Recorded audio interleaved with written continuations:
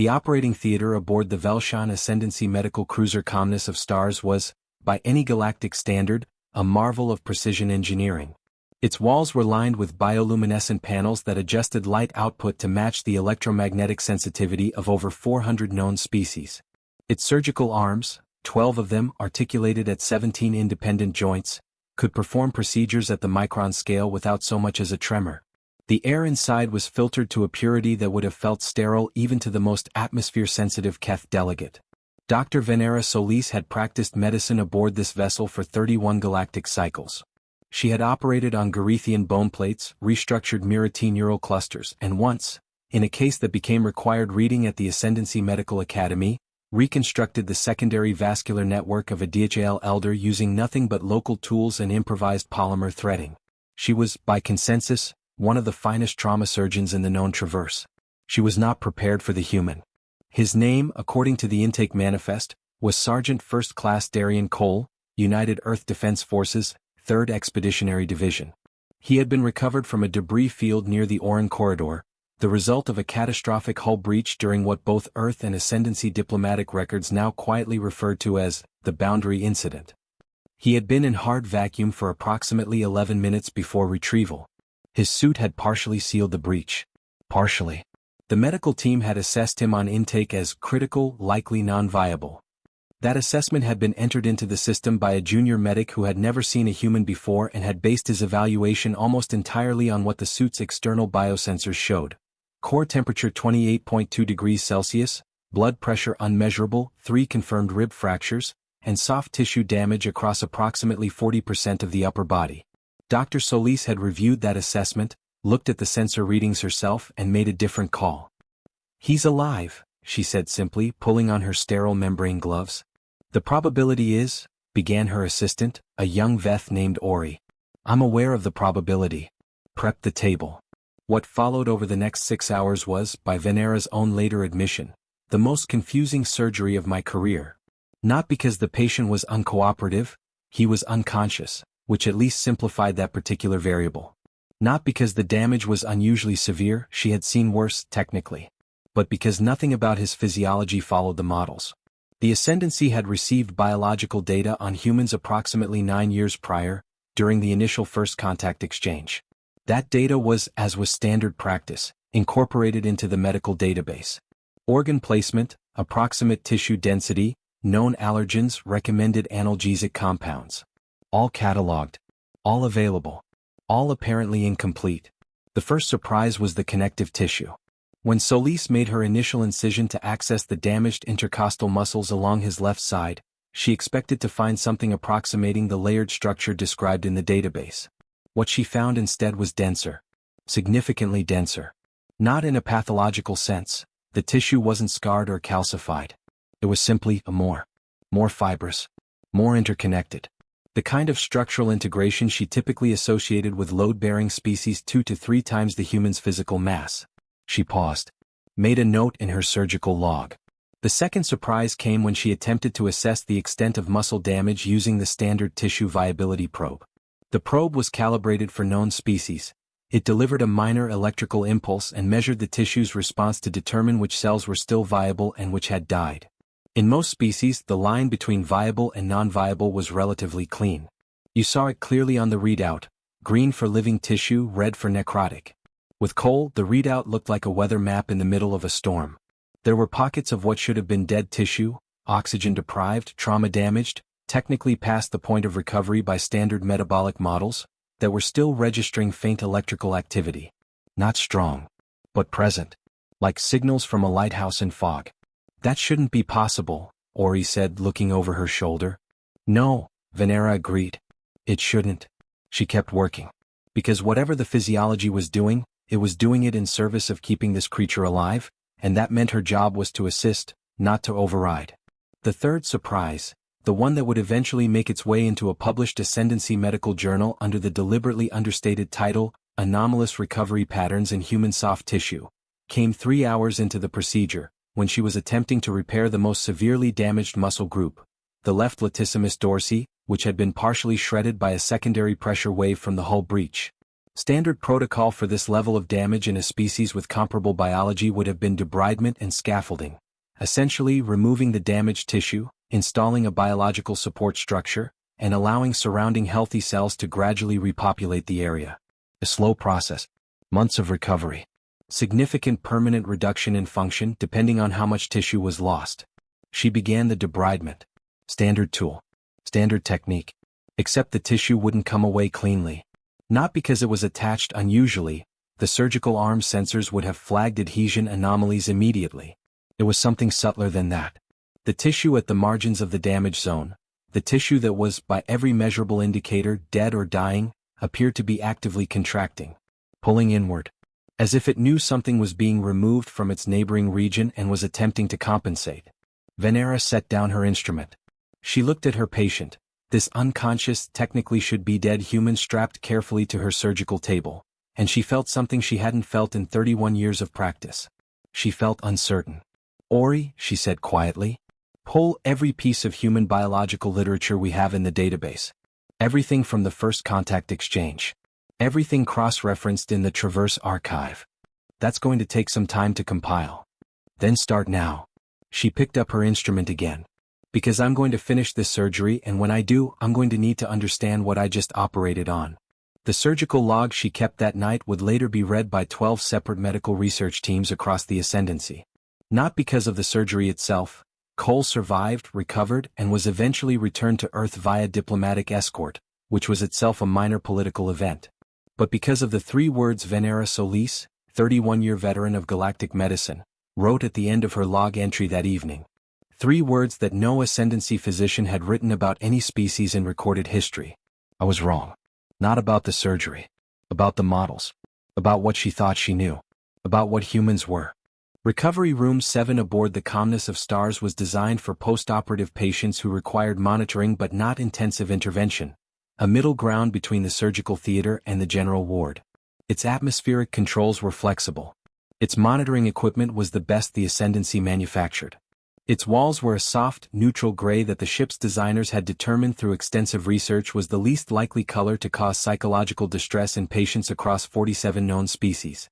Darian Cole woke up in it 39 hours after surgery and immediately tried to sit up.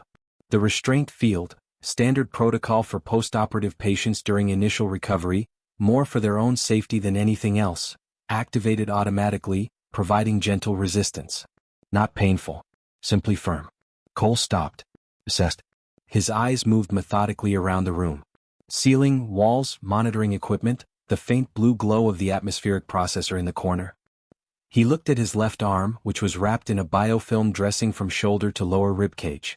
He looked at the 4-line, Ascendancy medical polymer, semi-translucent, carrying a slow drip of the closest compound they had been able to synthesize to human-compatible saline. He looked at the restraint field emitter mounted above the bed. Then he lay back down, which was not what Ori, monitoring remotely from the medical station, had expected. He's calm, Ori reported, with something approaching wonder in his voice. Dr. Solis looked up from the research compilation she'd been working through. He's assessing, she corrected. There's a difference. She walked to Recovery Room 7 herself. It was not standard protocol for the attending surgeon to make personal post-operative visits in the first 48 hours. That was what monitoring staff were for, but she had been thinking about this patient since she'd closed his incisions, and she was not a physician who ignored her own curiosity. She entered the room. Cole turned his head to look at her. His eyes were dark brown, alert and, she noted with some clinical interest, not frightened. Cautious, yes. Watchful. But not afraid. Sergeant Cole, she said in English. Her translation module handled the pronunciation adequately, she had been told, though she was aware humans found Ascendancy speech synthesis somewhat flat in emotional register. I am Dr. Venera Solis. I performed your surgery. Pause. He was reading her, processing her appearance, her species, the context. She understood. She was, by human visual standards, not immediately approachable. The Velshan were tall, pale-skinned, with wide lateral eyes and a secondary set of manipulator limbs folded against the torso. She had been told by one of the first contact diplomatic staff that humans sometimes found the Velshan's stillness unsettling. The species moved very precisely, with little of the unconscious micro-movement that humans apparently produced constantly. You saved my life, Cole said. His voice was rough, expected given the trauma and the intubation period, but steady.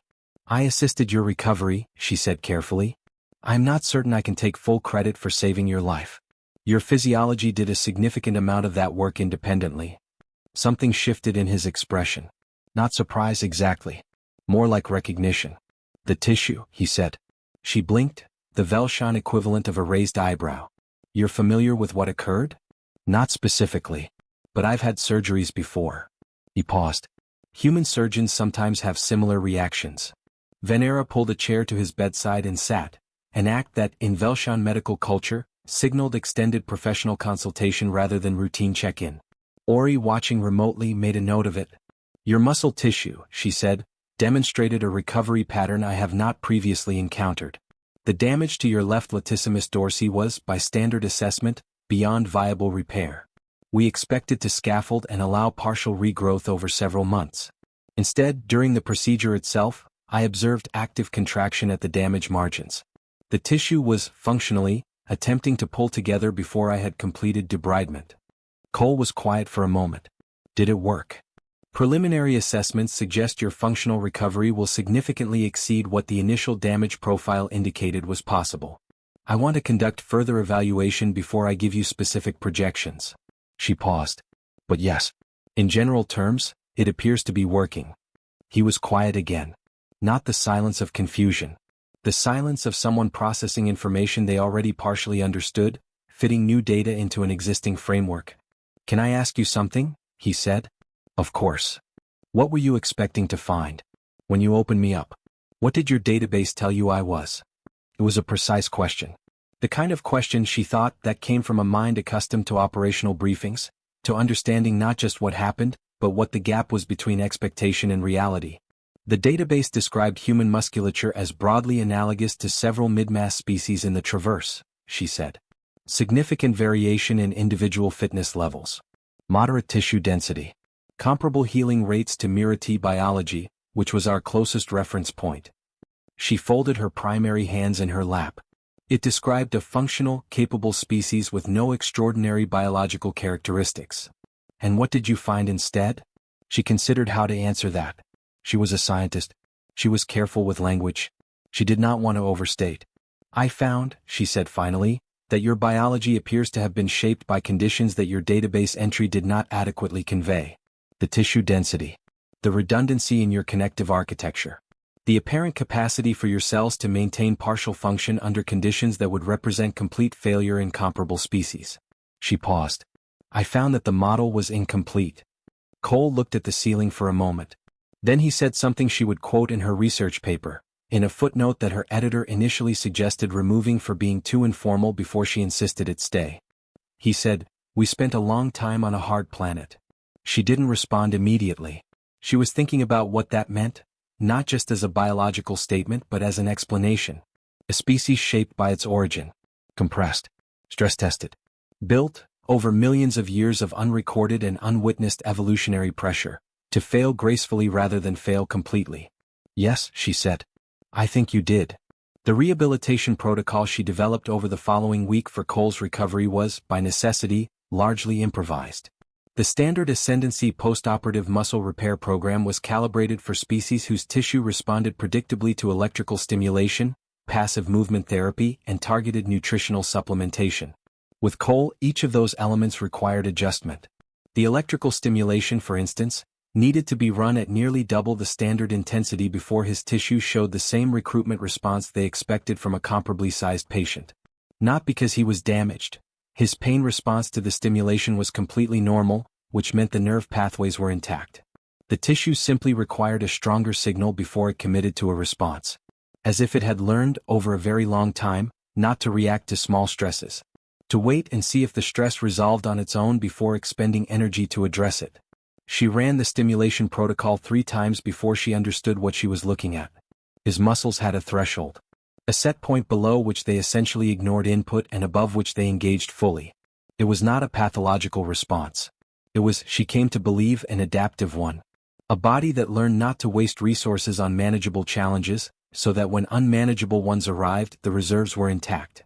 It was, she wrote in her log that night, the most efficient trauma architecture I have encountered in 3 decades of practice. She was still thinking about the hard planet. The paper was titled, In the Dry and Deliberately Unremarkable Tradition of Ascendancy Medical Publishing, Observations on Soft Tissue Resilience and Adaptive Recovery Mechanisms in Homo sapiens, a case study following traumatic vacuum exposure. It was 42 pages long. It included 17 diagnostic imaging sequences, 2 appendices of comparative tissue density data, and a methodology section that Venera had rewritten 4 times before she was satisfied it accurately conveyed what she had done without overstating what she had concluded. She submitted it to the Traverse Journal of Xenobiology 6 months after Darian Cole had been transferred to the Earth diplomatic transport that would carry him home.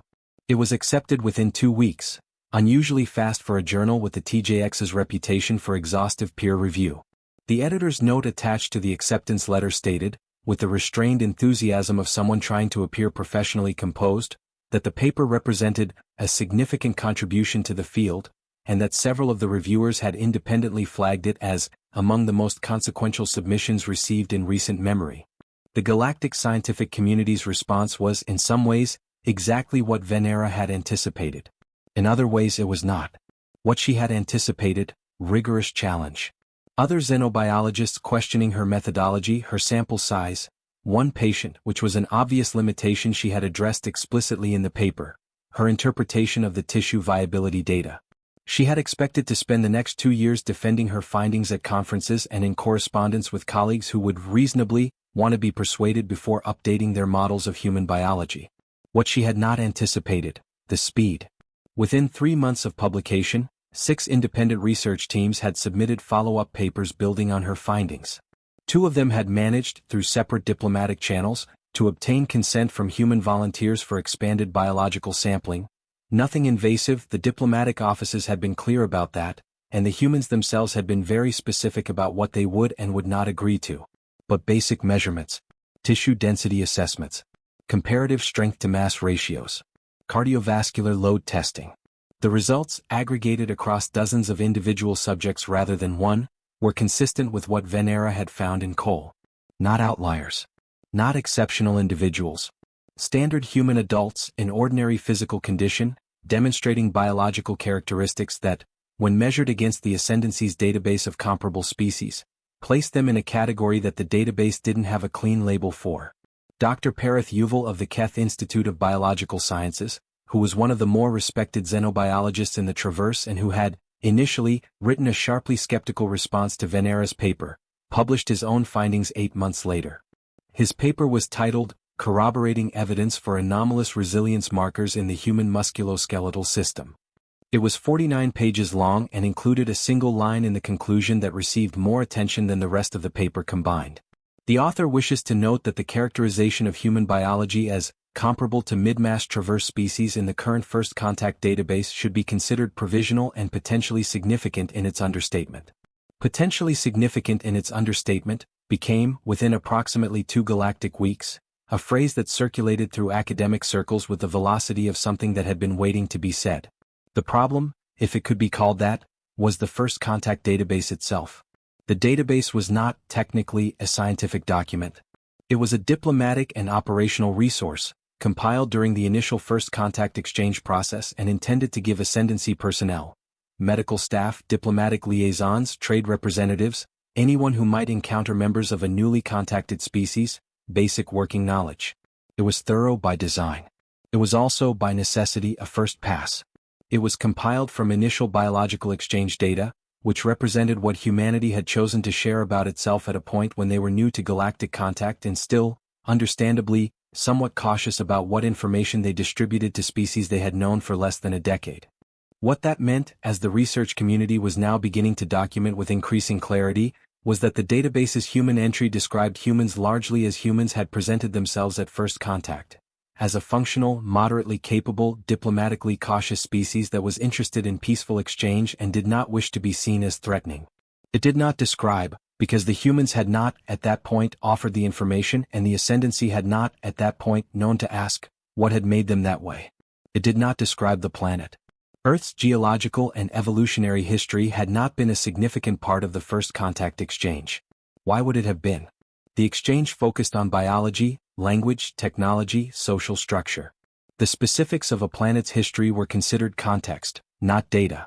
But context, as Venera's paper had inadvertently demonstrated, could be everything.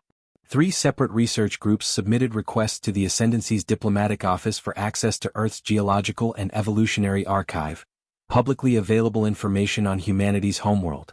All 3 requests were granted, which was routine. The information, once it began circulating in the scientific community, was received with something that the Ascendancy's rather precise emotional vocabulary struggled to categorize. The closest word was revision. Not alarm. Not threat assessment. The scientific community was not a military body and did not think in those terms. But there was a pervasive, growing sense that a significant recalibration was in order. Earth was not, it turned out, a mild planet.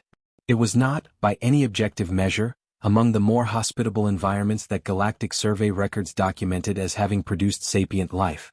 It had a highly variable climate that had undergone multiple catastrophic shifts during the period of human evolution. Its predator ecology, even in the relatively recent historical period before industrialization, was complex and active. Humans had not been unambiguously the apex predator in many of the environments they had inhabited for most of their evolutionary history. Its disease environment was, by comparative standards, aggressive.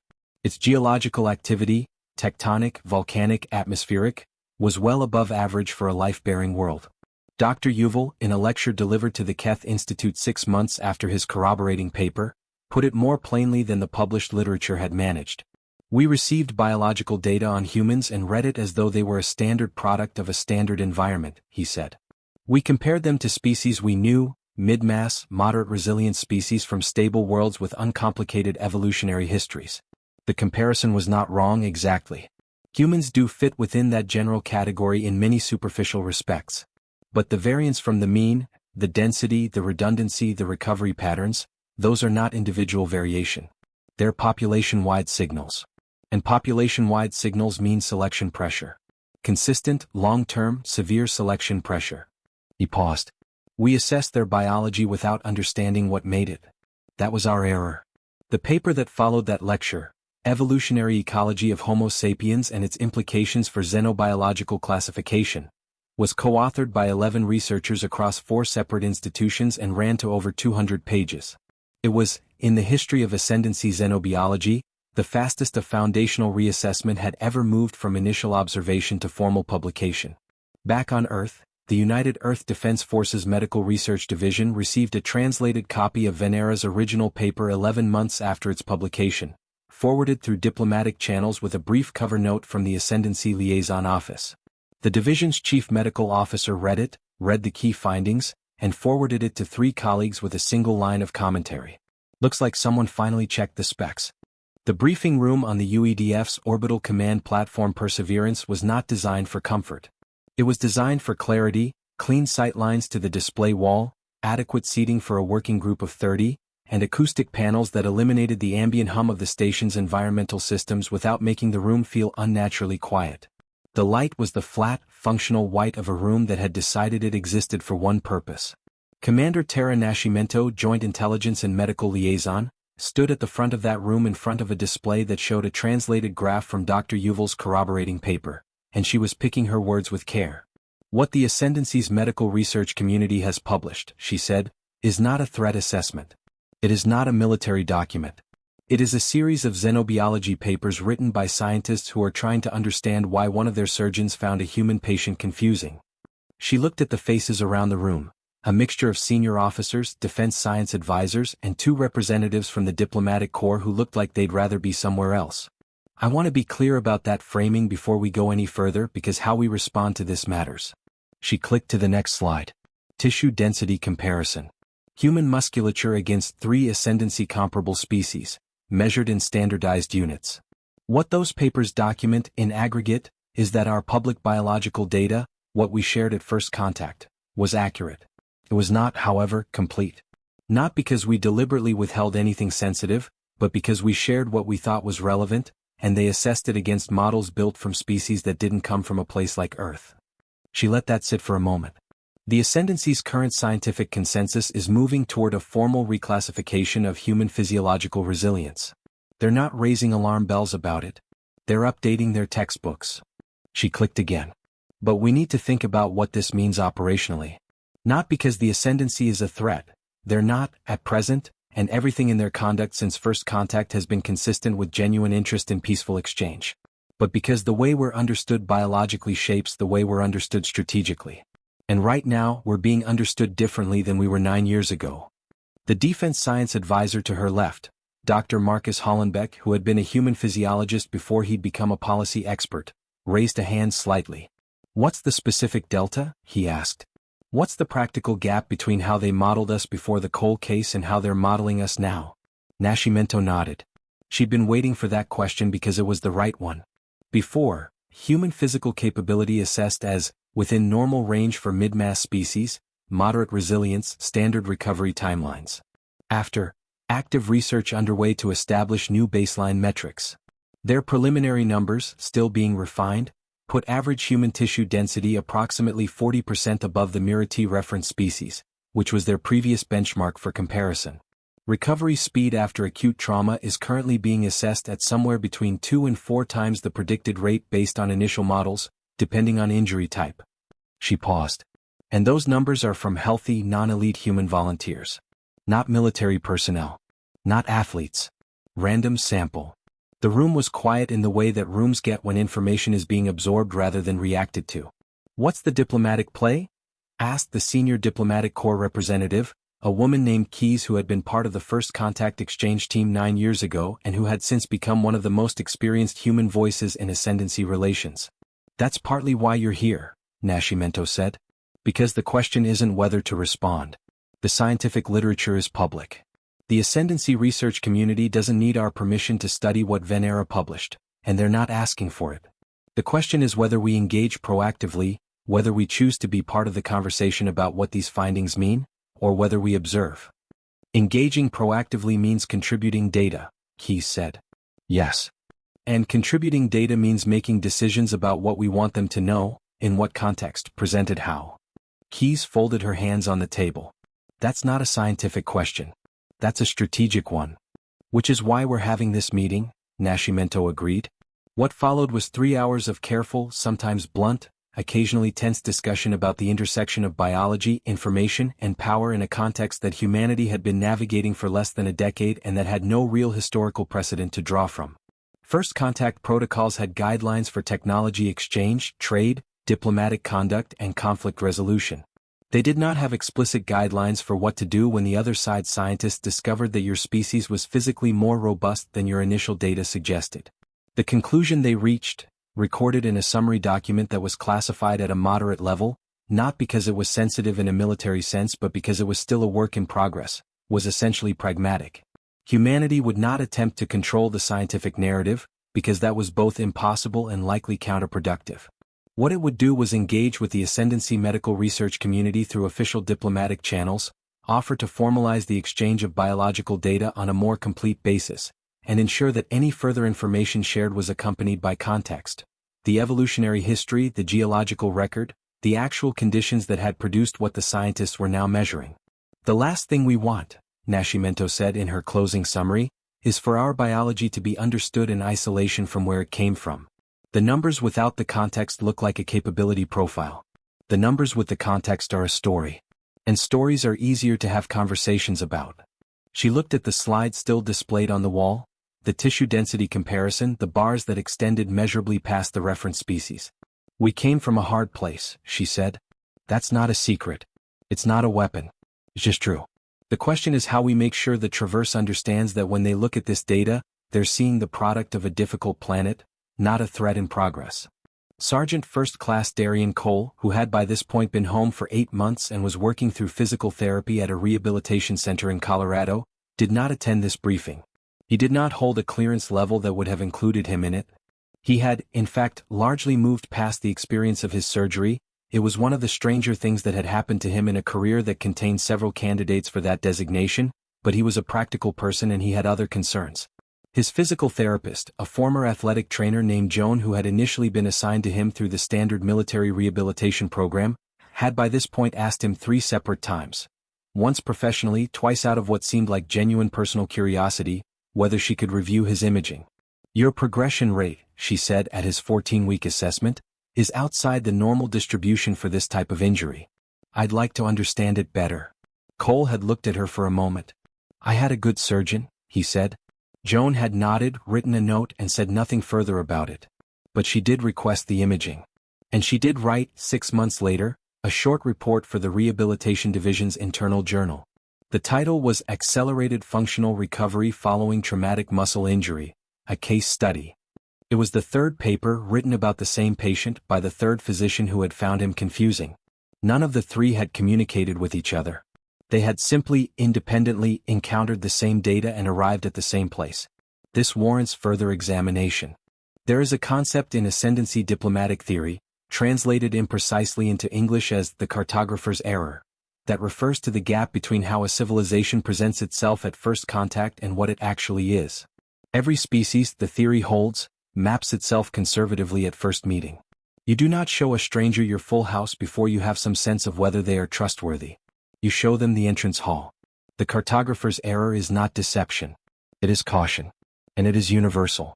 What makes it an error, the theory continues, is when the receiving party treats the map as the territory. When the entrance hall is catalogued, measured, and filed, and the rest of the house is assumed to be more of the same. Dr. Venera Solis had been invited to deliver the keynote address at the Traverse Xenobiology Consortium's annual convening, a significant honor, given that the TXC was one of the oldest and most respected scientific bodies in the known Traverse, and that keynote speakers were typically drawn from a very short list of names with decades of accumulated citation records and institutional prestige. Venera had significantly fewer accumulated citations than most previous keynote speakers. She had been invited because of a single paper and what it had started. She stood at the podium of the convening hall, a vast, architecturally striking space on the Ascendancy's homeworld that accommodated over 2,000 in-person attendees and several thousand more viewing remotely across the Traverse, and she thought about the cartographer's error. I want to begin, she said, not with what we found but with why we missed it. She had written this speech 4 times. The first 3 drafts had started with the science, the tissue data, the recovery metrics, the comparative analysis. Each time she had discarded it and started again because starting with the data felt like starting with the answer. And she did not believe the answer was what the scientific community most needed to hear. When Sergeant Cole arrived on my operating table, she continued, I had a model. The model was accurate as far as it went. It was compiled from real data, provided by humans, reviewed by competent scientists. It was, by any reasonable professional standard, adequate. She paused. Adequate was the problem. The hall was quiet. The Velshan stillness that sometimes unnerved other species was actually an asset in public speaking. She did not fidget, did not shift her weight, did not break eye contact with the audience in the ways that many species' nervous systems compelled them to. She simply stood and let the silence work. The model told us that humans were a mid-mass species with moderate physical resilience. And that was true. In the same way that describing a glacier as a large quantity of water is true. Accurate in its components. Inadequate in what it conveys. She brought up the first slide, not data this time. A geological timeline of Earth.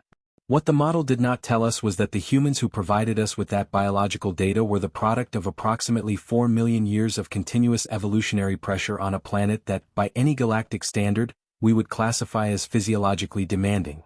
She walked through it methodically. Not dramatically, she was a scientist, not a performer, and she believed the information was extraordinary enough that it did not require embellishment. The ice ages. The predator ecology. The disease environments. The repeated population bottlenecks that had, in several periods of human prehistory, compressed the species to populations small enough that a single catastrophic event could have ended it entirely. It had not ended. That was the point. It had not ended, and the biology that had survived was biology that was demonstrably better at surviving than what the pre-bottleneck populations had carried. We mapped the entrance hall, she said, and assumed the house. The cartographer's error applied to a species. What followed was the science. 20 minutes of dense, careful presentation of the accumulated findings from 18 months of human biological research across the Traverse. The tissue studies. The cardiovascular load assessments.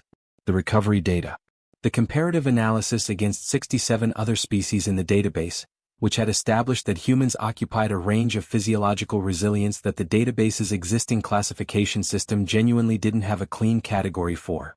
We are proposing, she said, reaching her final section, not a threat reclassification. Not a strategic reassessment.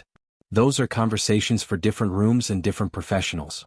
She brought up the final slide, A simple taxonomy chart with a new row added at a specific classification level.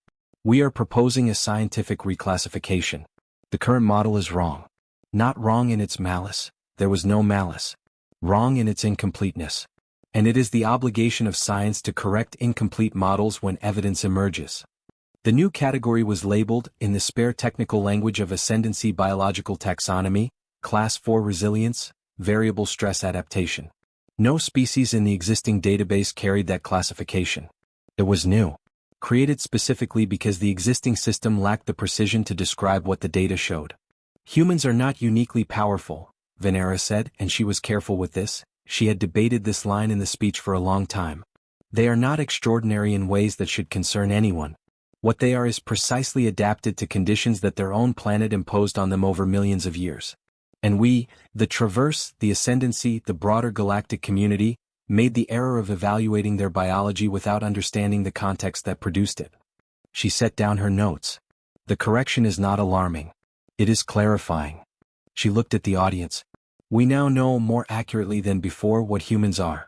That is a better foundation for every relationship we have with them than what we had 18 months ago.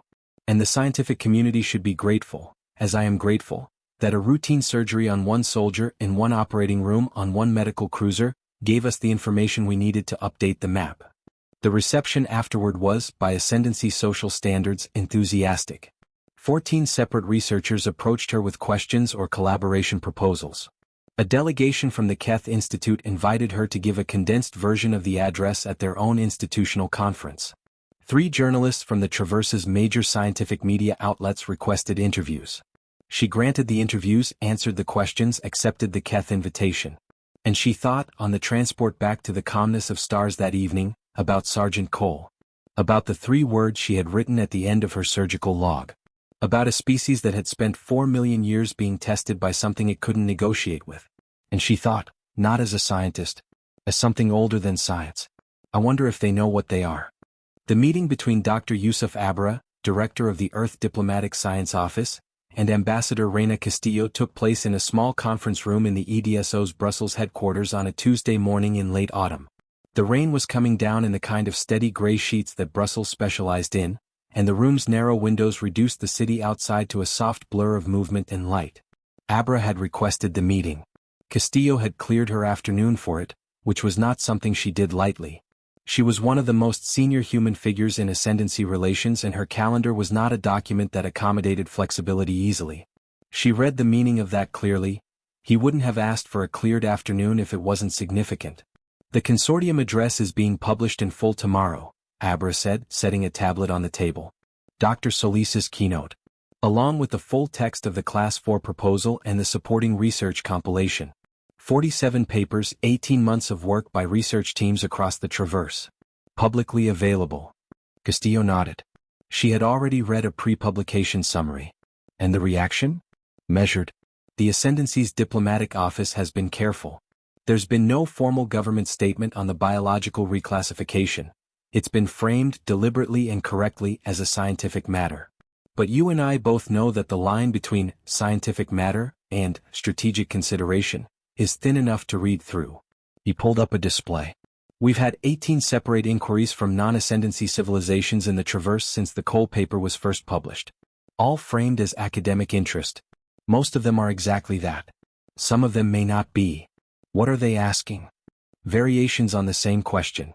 He looked at her. How strong are you exactly? And what made you that way? Castillo was quiet for a moment. She picked up the tablet, skimmed the summary again. Not because she hadn't read it, but because she was buying herself a moment to think. We anticipated this, she said. Not this specific paper, not this specific moment, but the principle. That our biology, once examined in detail, would create questions we'd need to be prepared to answer. We anticipated it in the abstract, Abra said. I'm not sure we anticipated it being quite this detailed or moving quite this fast. He was right and she knew it. The speed of the research had surprised everyone. 18 months from a single case report to a formal taxonomic reclassification, backed by data from dozens of independent teams across multiple civilizations. The scientific community in the Traverse was apparently highly motivated once it had a direction to run in. The question in front of us, she said, is the same one Nascimento's group was working on a year ago, but at a different scale. Do we engage with the scientific narrative proactively, or do we observe? She set the tablet down. And I think the answer is the same but more urgently so. We engage. We contribute context. We make sure that when the Traverse looks at what they're finding in our biology, they're looking at it through the right frame. The hard-planet argument. It's not an argument. It's the truth. She met his eyes. We came from a difficult environment. Our biology reflects that.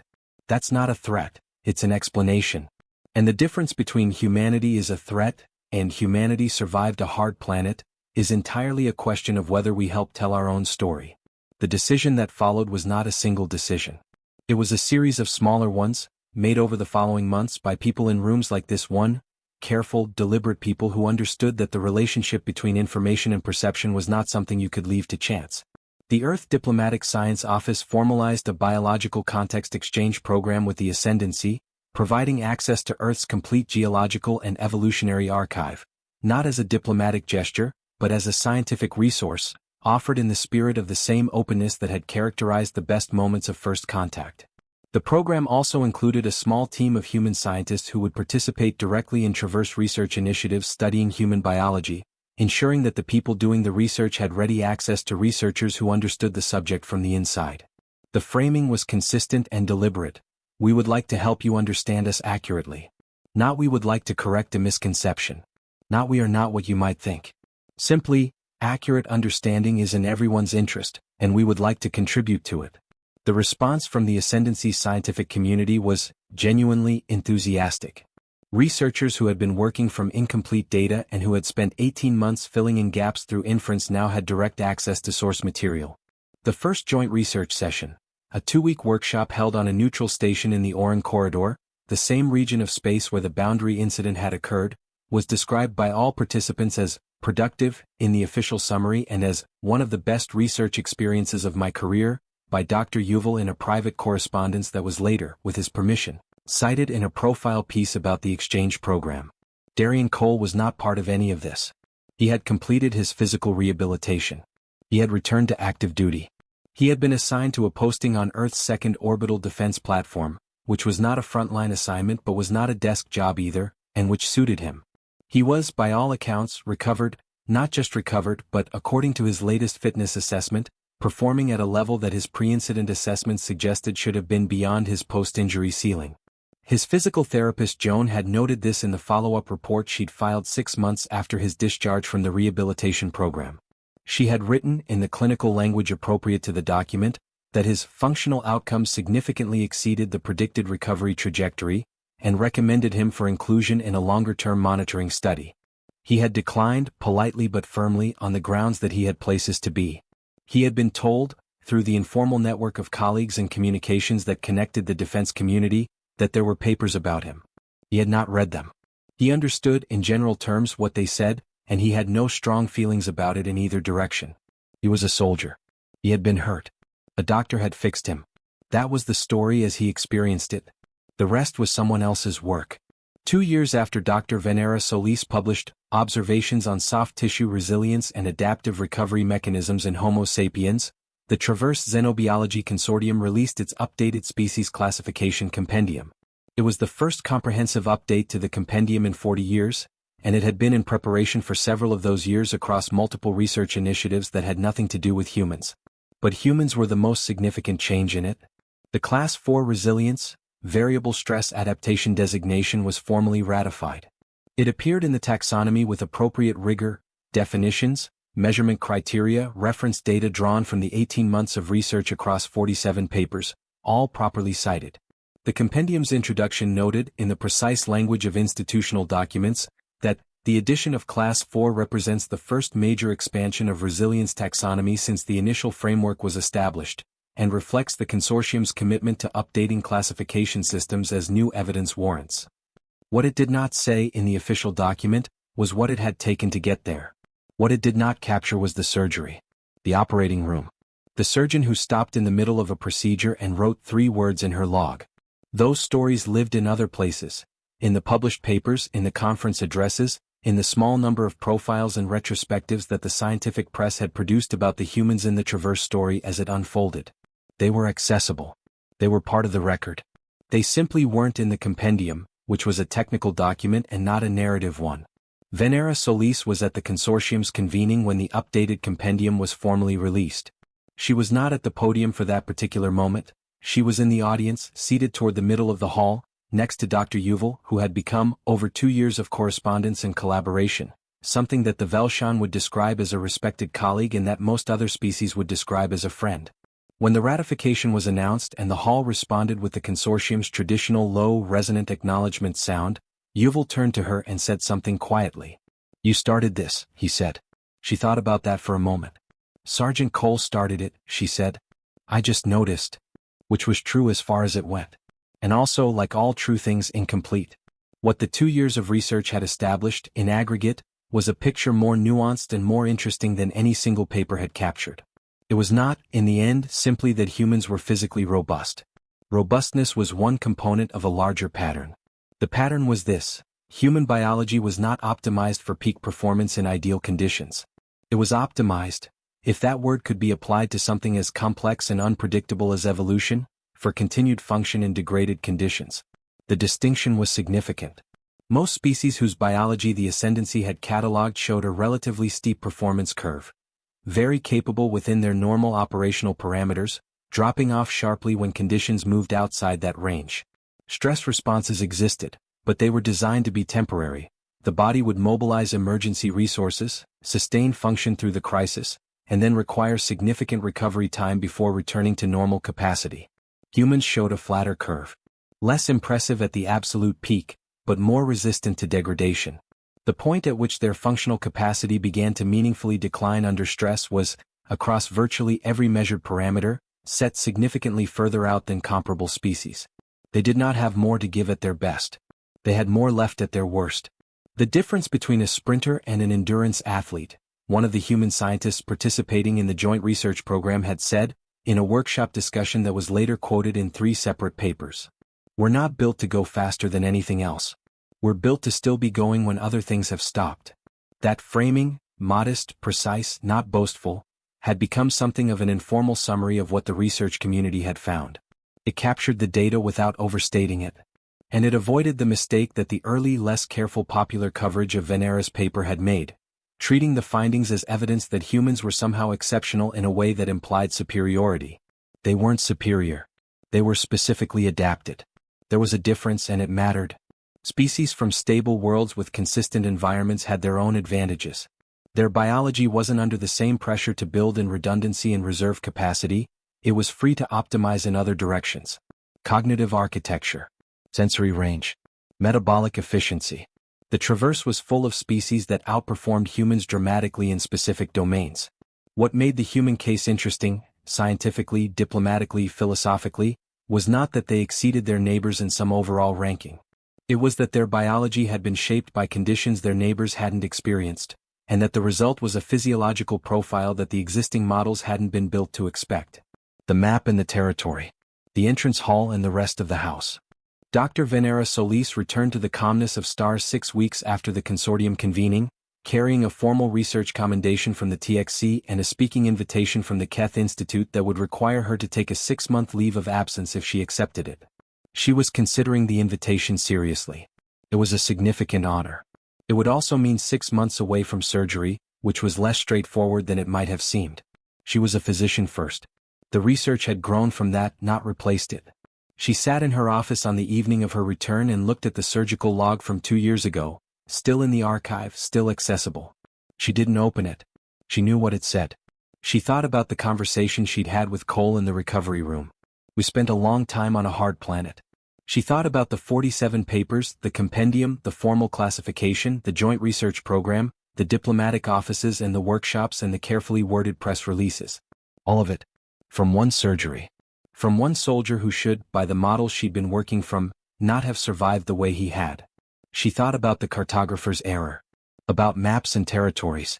About the specific, persistent human practice, documented now in the research, referenced in the compendium's supporting literature, of continuing to function in conditions that warranted stopping. There was something she had been turning over for 2 years that she hadn't quite been able to articulate in the papers. It wasn't scientific exactly, but it was real. The biology was the product of the history. that much was clear. 4 million years of pressure had built something specific. But the history was also the product of the choices, the cumulative, generational choices of a species that had, when faced with conditions that were genuinely hostile, chosen to stay, to adapt, to build, in those conditions, something that could eventually leave them. She had been thinking about it as selection pressure, as the blind optimization of evolutionary processes. And it was that. Of course it was that. But it was also, in some sense she found difficult to make precise, a record. Every scar was a record. Every adaptation. The density of the tissue she had operated on was not just biology, it was, compressed into protein and fiber, the accumulated experience of a species that had been tested and had not stopped. That had been broken, in the way that all living things are sometimes broken, and had found in itself the capacity to repair. She was not a philosopher. She was careful about that. She did not want to sentimentalize data. But she was a surgeon who had spent 33 years understanding living things, and she knew, with the particular knowing that comes from having held living tissue in your hands and understood what it was doing and why, that what she had found in that operating room was not just a biological anomaly. It was an answer to a question she hadn't known to ask before she made the first incision. What happens to a thing that survives everything it encounters? You got humans. You got a species that had stood in the wreckage of ice ages and epidemics and predators and scarcity and the 1,000 other forms of difficulty that a hard planet could offer, and had looked at all of it and had, somehow, decided to keep going. Not in a heroic sense, not in the sense of conscious choice and dramatic resolve. In the mundane, cellular, biological sense. The tissue that refused to die. The organism that continued to function. The species that, for 4 million years, had declined to stop. And then one day they had built something that could reach the stars and they had found their neighbors and their neighbors had looked at them and seen, mid-mass species. Moderate resilience. Comparable to the Mirati reference. And Venera Solis had opened one of them up and found the truth written in the fiber of him. We spent a long time on a hard planet. Yes. And the planet had not won. That was the finding in the end. 47 papers and a new taxonomic category and 2 years of collaborative research and a consortium keynote and a formally ratified classification compendium, all of it pointing at the same simple fact. The planet had not won. And now humanity was out here, among their neighbors, carrying that fact quietly in their tissue and their bones and the deep cellular architecture of what they'd become, not as a boast, not as a weapon, but as a history. Venera opened the Keth Institute invitation and began to draft her acceptance. There was more to learn. There was always more to learn. That, at least, she and her subjects had in common.